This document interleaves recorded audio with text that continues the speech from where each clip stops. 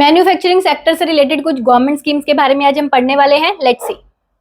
तो देखिए, ये एक आर्टिकल आया है न्यूज़पेपर में। इसमें बेसिकली ये कहा गया है कि ये जो मैन्युफैक्चरिंग सेक्टर को बूस्ट करने के लिए स्कीम्स बनी है ना, इंडिया को सेल्फ रिलायंट बनाने के लिए, जैसे मेक इन इंडिया, आत्मनिर्भर भारत इनिशिएटिव्स, तो डिकेड लॉन्ग फोकस था गवर्नमेंट का इन स्कीम्स पर। और इन्हीं स्कीम्स के अंतर्गत जो इक्विपमेंट्स तैयार हुए है ना, वो ऑपरेशन सिंदूर में भी काम आए। ठीक है, तो ये जो ऑपरेशन सिंदूर है, ये एक वैलिडेशन है, एक डिकेड लॉन्ग फोकस जो इन स्कीम्स पर किया गया था गवर्नमेंट ऑफ इंडिया के द्वारा।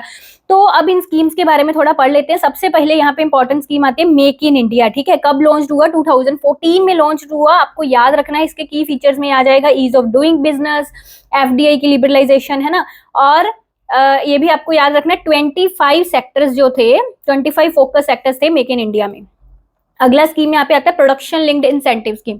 Production linked incentive scheme note down कर लीजिए, 2020 में आई थी ये स्कीम। इसका मेन फोकस भी मैन्युफैक्चरिंग को या एक्सपोर्ट्स को बूस्ट करना था through performance linked incentives.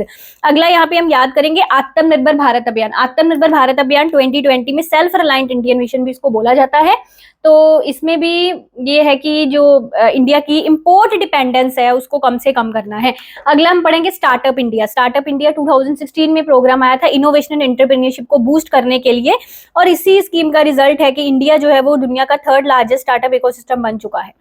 Video अच्छी लगी, जानकारी करिएगा, चैनल को सब्सक्राइब करिएगा मोर इकोनॉमिक्स रिलेटेड अपडेट्स के लिए। Thank you.